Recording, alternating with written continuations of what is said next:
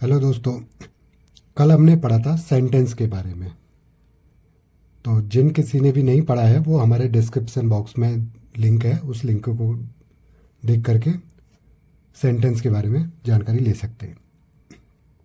आज हम शुरुआत कर रहे हैं टेंस के बारे में। कल था सेंटेंस, आज टेंस। तो टेंस क्या होता है कि हमारे पास तीन टेंस होते हैं, प्रेजेंट, पास्ट और फ्यूचर। प्रेजेंट में क्या होता है, जो कोई काम हम अभी कर रहे हैं, जो अभी हमारे साथ हो रहा है, वो आता है हमारा प्रेजेंट में। पास्ट में जो हमारा पीछा जो भी काम हुआ है वो सब हमारा आएगा पास्ट में, और जो हमारे साथ आगे होने वाला है, हम कल क्या करने वाले हैं या अभी एक घंटे बाद क्या करेंगे, वो सब हमारा क्या आता है फ्यूचर में। तो हमारे पास तीन तरह के टेंस होते हैं, वर्तमान, भूत और भविष्य। अब इसमें सबसे पहले आता है प्रेजेंट टेंस। तो प्रेजेंट टेंस का सबसे पहले नंबर 1 पर आता है हमारा प्रेजेंट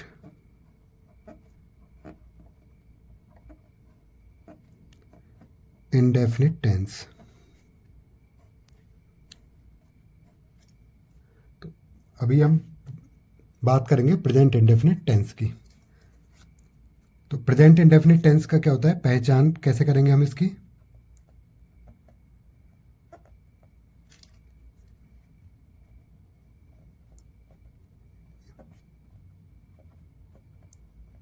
जिन हिंदी वाक्यों के अंत में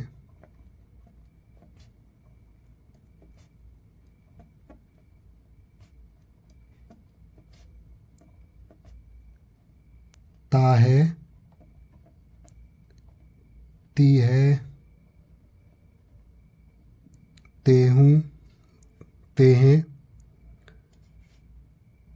ता हूँ,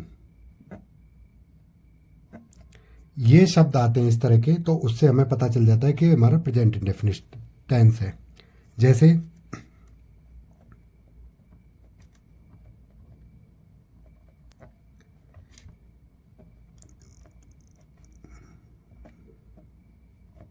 मैं बाजार जाता हूँ, तो इसमें लास्ट में जो ताहू आ रहा है, तो इससे हमारा देख करके हम क्या पहचान जाते हैं कि हमारा प्रेजेंट इंडेफिनिट टेंस है।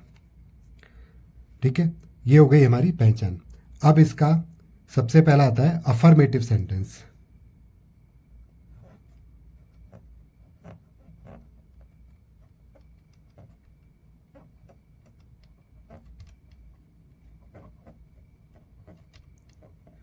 या फिर इसको क्या बोलते हैं हम, सिंपल सेंटेंस।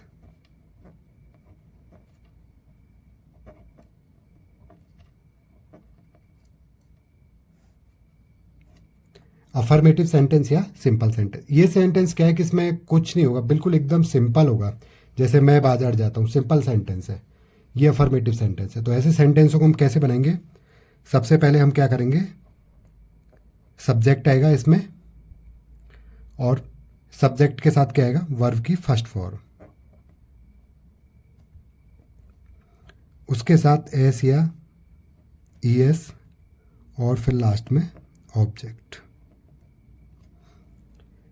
अभी सब्जेक्ट, वर्ब और या ऑब्जेक्ट नहीं पता है तो उसके बारे में एक छोटा सा बता देता हूँ कि सब्जेक्ट क्या होगा, जो कोई भी काम कर रहा है वो होता है सब्जेक्ट। जैसे इस वाक्य में हम बात करेंगे तो मैं क्या हो गया, सब्जेक्ट, मैं जा रहा हूँ बाजार, तो मैं हो गया सब्जेक्ट। दूसरा है वर्ब। वर्ब होता है जो कोई भी काम हम करने जा रहे हैं, वो होता है वर्ब। जैसे जाना, और हमेशा वर्ब के लास्ट में ना होगा, जाना, खाना, पीना, सोना, खेलना, कूदना, ये सारी चीज़ें आएंगी हमारी वर्ब में। तो और ऑब्जेक्ट क्या है, कोई भी हम जो कार्य कर रहे हैं वो आता है हमारा ऑब्जेक्ट में। क्या काम कर रहा हूँ, बाजार जा रहा हूँ, तो बाजार क्या हो गया हमारा ऑब्जेक्ट। आगे छोटा, समझ में, ओके। लेकिन इसका एक नियम है। नियम क्या है, आई और वी, और एक और ले लो, प्लूरल,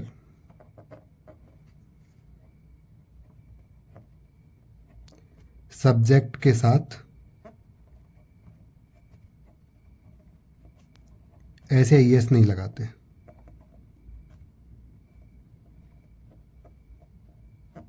केवल ऐसे ईएस जो लगाएंगे हम वर्ब में वो सिंगुलर सब्जेक्ट के साथ लगेगा। जैसे अभी मैंने बताया था कि मैं बाजार जाता हूँ, तो इसको हम कैसे लिखेंगे, आई। अब बताया कि आई के साथ नहीं लगाते हैं, तो जाना, आई गो टू मार्केट। ओके। या फिर इसको हम जैसे करें कि वह बाजार जाता है,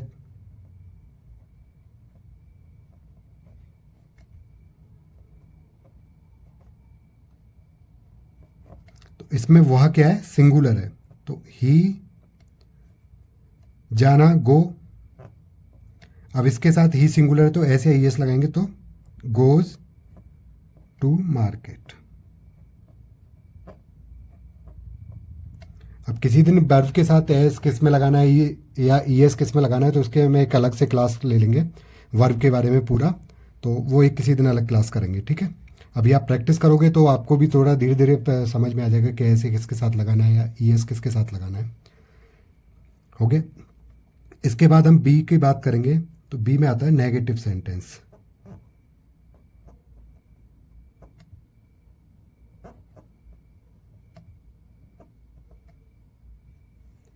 जिन टेंस में या सेंटेंसेस में नहीं आ रहा हो, जो भी सेंटेंस होंगे उनमें नहीं आ रहा होगा, तो वो होते हैं हमारे नेगेटिव। जैसे यही ले लें कि वह बाजार नहीं जाता है, मैं बाजार नहीं जाता हूँ, तो ये क्या हो गया, नेगेटिव सेंटेंस। तो इनको कैसे बनाएंगे हम, सबसे पहले आएगा सब्जेक्ट, उसके बाद हमारी हेल्पिंग वर्ब आ जाएगी डू नॉट या डज नॉट।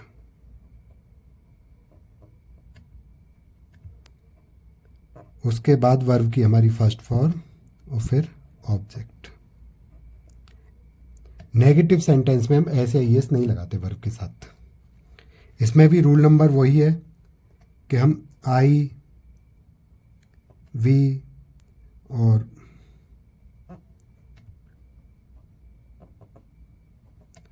प्लूरल सब्जेक्ट के साथ क्या करेंगे,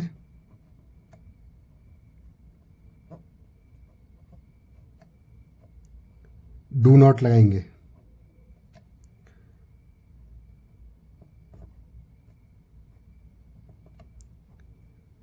एंड सिंगुलर सब्जेक्ट के साथ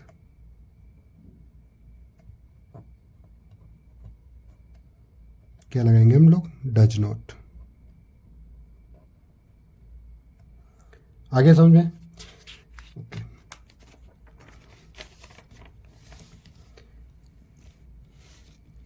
जैसे मैं बाजार नहीं जाता हूं,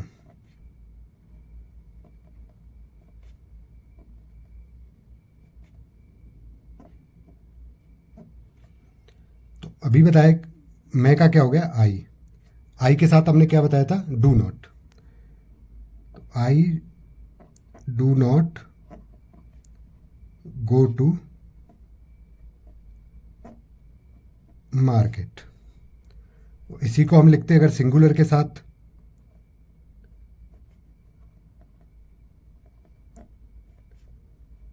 वह बाजार जाता है, तो क्या हो जाएगा, ही। अब ही क्या हो गया, सिंगुलर सब्जेक्ट, तो इसके साथ डज नॉट।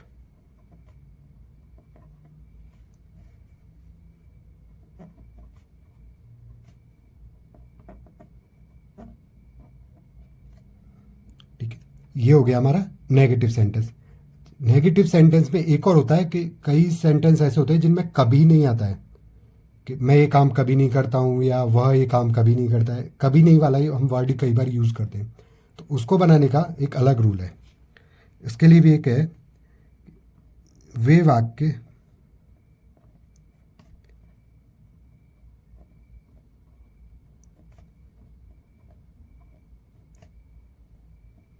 जिनके बीच में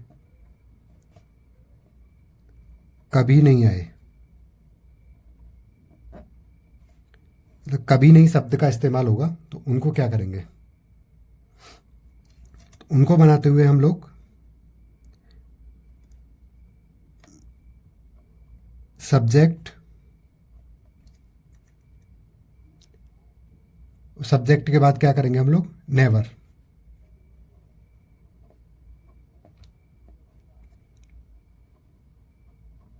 फिर वर्ब की फर्स्ट फॉर्म, और वर्ब की फर्स्ट फॉर्म के साथ यहाँ क्या आएगा, एस या ईएस आएगा, प्लस ऑब्जेक्ट। इसमें नॉट नहीं आता, कभी नहीं का नेवर यूज करते हैं। ओके, जैसे वह कभी झूठ नहीं बोलता है।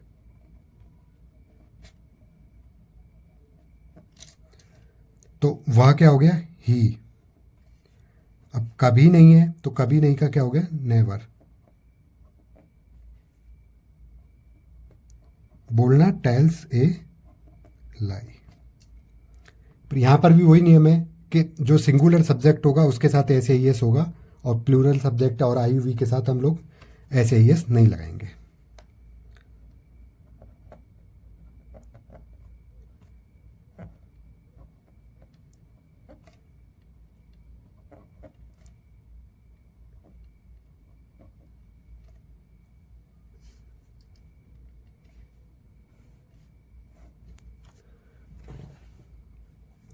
तीसरा है इंटेरोगेटिव सेंटेंसेज। इंटेरोगेटिव सेंटेंस दो तरह के होते हैं, एक वो जिन वाक्यों की शुरुआत क्या से हो,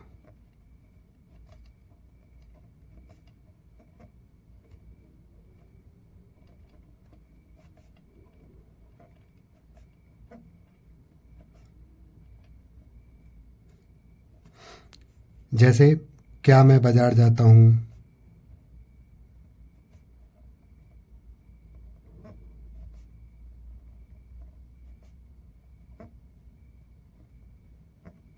एक इस तरह के सेंटेंस होते हैं जिनकी स्टार्टिंग में क्या आएगा। तो उनको हम कैसे बनाएंगे, उनके लिए हम पहले डू या डज लगाएंगे, उसके बाद सब्जेक्ट, वर्ब की फर्स्ट फॉर्म प्लस ऑब्जेक्ट। अब सिंगुलर के साथ डज आएगा और प्लूरल के साथ डू आएगा। ठीक है। दूसरे होते जिन वाक्यों के बीच में आए प्रश्नवाचक शब्द आए, इंटेरोगेटिव वर्ड आए।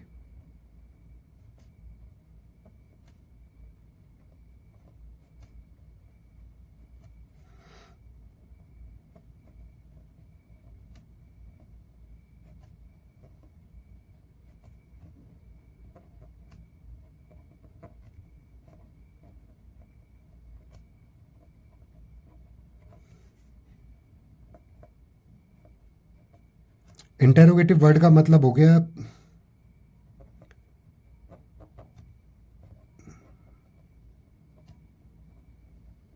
इंटेरोगेटिव वर्ड क्या, क्यों, कैसे, कब, कहाँ, ये सारे वर्ड जो है हमारे सेंटेंस के बीच में आएंगे। तब हम क्या करेंगे, तब हम पहले जो इंटेरोगेटिव वर्ड है हम उसकी स्पेलिंग लिखेंगे। तो ये हो जाएगा हमारा इंटेरोगेटिव वर्ड।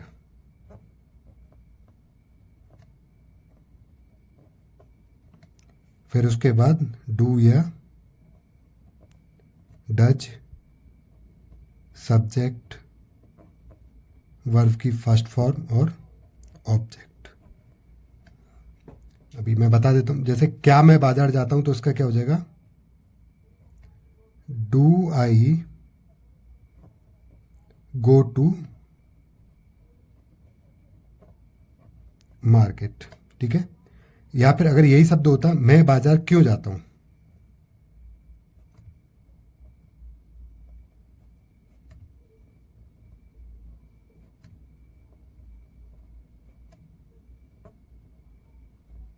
तो यहां पर क्यों आ गया, क्यों की स्पेलिंग पहले आएगी Y, do I go to market. Okay, clear. कई बार कुछ ऐसे इंटरोगेटिव नेगेटिव वर्ड भी होते हैं जिनमें क्या क्यों भी आएगा और नहीं भी आएगा। जैसे क्या मैं बाजार नहीं जाता हूँ या मैं बाजार क्यों नहीं जाता हूँ। तो ऐसे वर्डों में सेंटेंसेस में हम क्या करेंगे, सब्जेक्ट के बाद नॉट लगा देते हैं। उन सेंटेंसेस में जो इंटरोगेटिव नेगेटिव होते हैं उनमें सब्जेक्ट के बाद नॉट का इस्तेमाल करते हैं, बाकी रूल्स सारे वही रहते हैं। तो अभी आपकी समझ में आ गया होगा कि इंडेफिनिट टेंस होगा तो प्रेजेंट इंडेफिनिट उसको कैसे बनाना है। ओके, तो इसकी प्रैक्टिस के लिए मैं अभी कुछ सेंटेंसेस दे रहा हूँ, उनको आप बैठ के घर पे बनाना, फिर कल मैं उनको सॉल्व करके बताऊंगा।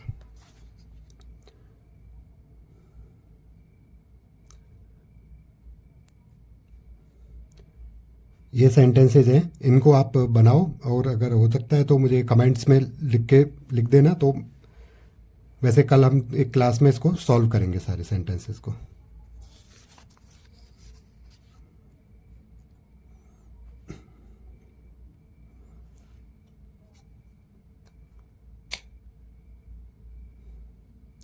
ठीक, चलो प्रैक्टिस करो। Thank you. अगर पसंद आया हो तो लाइक शेयर और कमेंट करें।